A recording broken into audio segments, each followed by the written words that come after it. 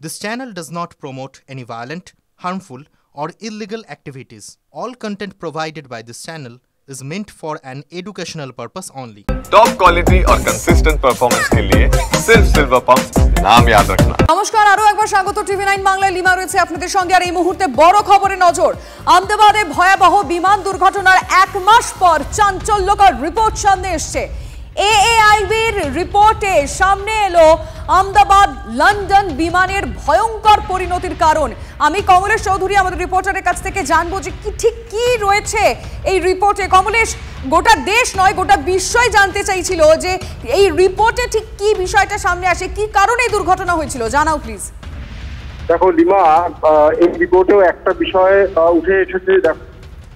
মানে বিমান মাটি ছেড়ে ওড়ার পর 32 সেকেন্ডের মধ্যে বিমানটা আবার মাটিতেই ভেঙে পড়ে। এই 32 সেকেন্ডের মধ্যে সবচেয়ে বড় যে ঘটনাটা ঘটেছে সেটা হলো বিমানের যে দুটো ইঞ্জিনই মাত্র 1 সেকেন্ডের ব্যবধানে দুটো ইঞ্জিনই বন্ধ হয়ে যায়। বিমানের যে জ্বালানি সুইচ সেগুলো হঠাৎ করেই বন্ধের সংকেত দেখায়। মানে প্রথমে একটি ইঞ্জিন তার 1 সেকেন্ড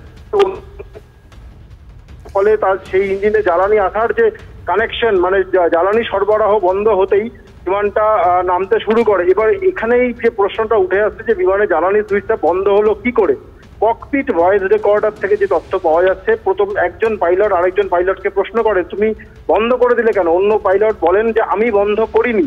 এখানেই কিন্তু সবচেয়ে বড় দ্বন্দ্ব, তাহলে বন্ধ হলো কি করে। যদি দুই পাইলটের মধ্যে কেউই ওই ভুলবশত ওই সুইচ বন্ধ করে না থাকেন তাহলে কি যান্ত্রিক ত্রুটি ছিল। এই রিপোর্ট কিন্তু তার কোনো উত্তর দিচ্ছে না এখনো পর্যন্ত। যেহেতু এটা প্রাথমিক রিপোর্ট, এরপরে চূড়ান্ত রিপোর্ট আস্তে আস্তে হয়তো বছরখানেক সময় লাগবে। সেই চূড়ান্ত রিপোর্টের দিকে আমাদের তাকিয়ে রাখতে হবে। বিমান কেন দুর্ঘটনায় ভেঙে পড়লো সেটা জানা গেছে। তার কারণ ইঞ্জিনে জ্বালানি সুইচ বন্ধ হয়ে গিয়েছিল, ইঞ্জিনে জ্বালানি সরবরাহ বন্ধ হয়ে গিয়েছিল। সেই কারণেই ইঞ্জিন আর বিমান ওড়ানো যায়নি, বিমানটা ক্রমশ নামতে শুরু করে। কিন্তু বিমানের জ্বালানি সুইচটা কেন হঠাৎ চলতে চলতে কাট অফের দিকে সংকেত দিল, কেন সেটা বন্ধ হয়ে গেল, সেই দ্বন্দ্ব কিন্তু এই রিপোর্টের পরেও রয়ে গেল। মাত্র 1 সেকেন্ডের ব্যবধানে দুটো ইঞ্জিন বন্ধ হয়ে যাওয়া এরকম ঘটনা কিন্তু বিশ্বে খুব কম ঘটে। কারণ একটা ইঞ্জিনে বিমান চালানো যায়, দুটো ইঞ্জিনে কি করে বন্ধ হয়ে গেল। পাইলট যদি বলেন যে না আমি বন্ধ করিনি, তাহলে কে বন্ধ করলো, এর পেছনে যান্ত্রিক ত্রুটি ছিল কিনা, তার জন্য আমাদের চূড়ান্ত রিপোর্টের দিকে তাকিয়ে থাকতে হবে। নিঃসন্দেহে এটা অনেকগুলো প্রশ্ন, কমলেশ তুমি যেমনটা বললে যে অনেকগুলো প্রশ্ন এরপর সামনে আসছে। একই সঙ্গে দুটো ইঞ্জিন বন্ধ হয়ে গেল কিভাবে, একটা ইঞ্জিন বিকল হয় কিন্তু একসঙ্গে দুটো। রিপোর্ট অনুযায়ী আহমেদাবাদ এয়ারপোর্ট থেকে টেক অফের কয়েক সেকেন্ডের মধ্যে কিন্তু এয়ার ইন্ডিয়ার বিমান AI-171 এর দুটি ইঞ্জিনই বন্ধ হয়ে যায়। মাটি থেকে উপরে ওঠার মুখেই থ্রাস্ট কমে যাওয়ার ফলেই তৈরি হয় সমস্যা। রিপোর্টে দেওয়া তথ্য অনুযায়ী 1 সেকেন্ডের ব্যবধানে, ভাবুন 1 সেকেন্ডের ব্যবধানে দুটি ইঞ্জিনেই ফুয়েল সাপ্লাই বন্ধ হতেই ইঞ্জিন বন্ধ হয়ে যায় এবং গতিও কমে যায়। পাইলটদের হাতে ইঞ্জিনটি ফের চালু করার মতো সময় ছিল না, যেটা একটু আগেই কমলেশ বলছিল। পুরো ঘটনাটা মানে 32 সেকেন্ডের মধ্যে সবটা হয়ে যায়, সময় একদমই ছিল না। এই তদন্তে অন্যতম গুরুত্বপূর্ণ ভূমিকা নিয়েছে বিমানের ককপিট রেকর্ডারের তথ্য অনুযায়ী বিমান মাটি ছাড়ার পরই এক পাইলট অপর পাইলটকে জিজ্ঞেস করেন ফুয়েল কাট অফ কেন করা হলো। জবাবে অপর পাইলট জানান তিনি এরকম কিছু করেননি, অর্থাৎ দুটি ইঞ্জিনই বন্ধ। সুইচগুলি কাট অফে কেন সরে গেল বা কিভাবে গেল খতিয়ে দেখছে তদন্তকারীরা। আরো একবার আপনাদের জানিয়ে রাখতে চাইবো, আহমেদাবাদে ভয়াবহ বিমান দুর্ঘটনার 1 মাস পর চাঞ্চল্যকর এই রিপোর্ট এসছে। আমি আরেকবার একটু কমলেশের সঙ্গে কথা বলতে চাইবো। কমলেশ আছো? না, সম্ভবত যোগাযোগ বিচ্ছিন্ন হয়েছে। আমরা আরো একবার আপনাদেরকে জানিয়ে রাখতে চাইবো, তার কারণ এই টেকনিক্যাল পার্টগুলো এই মুহূর্তে জানা খুব প্রয়োজন যে একসঙ্গে দুটো ইঞ্জিন কিভাবে বিকল হয়ে যেতে পারে। আমি কমলেশের সঙ্গে আবারও যোগাযোগ করতে পেরেছি। কমলেশ, এই যে একজন যে রেকর্ডার থেকে যে কথোপকথন শোনা গেছে, যেখানে জানা যাচ্ছে একজন পাইলট আর একজন পাইলটকে জিজ্ঞেস করছে এই যে মানে এই সুইচ কাট অফ, মানে এটা কেন হলো, কিভাবে সম্ভব এটা, মানে এটা কি অন্য কোথা থেকে কন্ট্রোল আদৌ করা যায়?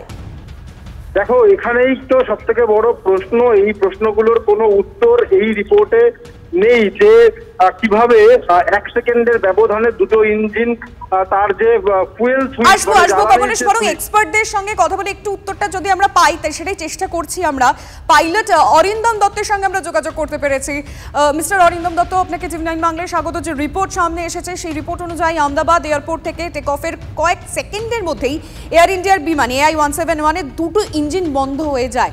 এভাবে দুটো ইঞ্জিন একসাথে বন্ধ হয়ে যেতে পারে এবং সবথেকে যেটা এখন অবধি আমাদের কাছে যে তথ্য এসছে, 1 সেকেন্ডের ব্যবধানে দুটি ইঞ্জিনে ফুয়েল সাপ্লাই বন্ধ হয়ে যায়, গতি কমে যায় এবং পাইলটদের নিজেদের মধ্যে কথোপকথন সামনে আসার ফলে যেটা তারা বলছেন যে জিজ্ঞেস করেন কাট অফ কেন করা হলো, উত্তর আসেন অপর দিক থেকে যে তিনি এরকম কিছু করেননি। এটা আপনি কিভাবে দেখছেন?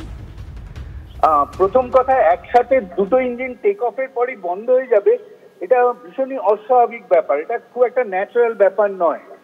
যদি এটা হয়ে থাকে তার কি কারণ সেটা ভীষণভাবে জানতে হবে।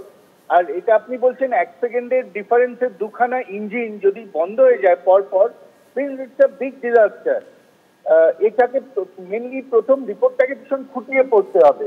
আমার কাছে এই মুহূর্তে রিপোর্টটা এসে পৌঁছায়নি, আপনাদের কথা অনুযায়ী আমি বলছি যদি এটা হয়ে থাকে তাহলে কিন্তু বড় একটা ডিজাস্টার। আর এটা কি কারণ, সেটা অনেকগুলো কারণ হতে পারে, যেমন ধরুন ইঞ্জিন ফ্রিজ হয়ে যাওয়া, তার মানে ইঞ্জিনটা চলতে চলতে আচমকা বন্ধ হয়ে যাওয়া। দুটো ইঞ্জিন একসাথে ফ্রিজ হতে পারে না যদি না আপনি যেমন বলছেন ফিউয়েল সাপ্লাই বন্ধ হয়ে যায়। ফিউয়েল সাপ্লাই বন্ধ হয়ে গেলে কিন্তু ইঞ্জিন চলবেই না, সেখানে কোনো সেকেন্ড কোনো অপশনই নেই সেটাকে আবার চালু করার। আর এই যে টেক অফের পর এটা ভীষণ ভাইটাল একটা সেগমেন্ট, যেখানে আপনাকে প্রত্যেক মুহূর্তে সচেতন থাকতে হবে এবং প্রত্যেকটা ইনস্ট্রুমেন্ট কিন্তু আপনাকে অ্যাক্টিভ রাখতে হবে। এই যে ইঞ্জিন বন্ধ হয়ে যাওয়া, এটা অনেকগুলো কারণ হতে পারে, হয়তো মেনলি আমি যেটা বুঝতে পারছি ফিউয়েল না যাওয়া বা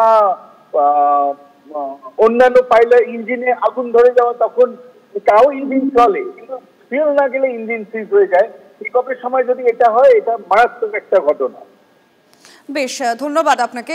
আমরা কথা বললাম পাইলট অরিন্দম দত্তের সঙ্গে। পরবর্তীতে আমরা আবারও নজর রাখবো, কারণ যে প্রাথমিক রিপোর্ট সামনে এসেছে এবং যে কারণটা সামনে এসেছে তা নিয়ে অনেকগুলো প্রশ্ন কিন্তু উঠছে।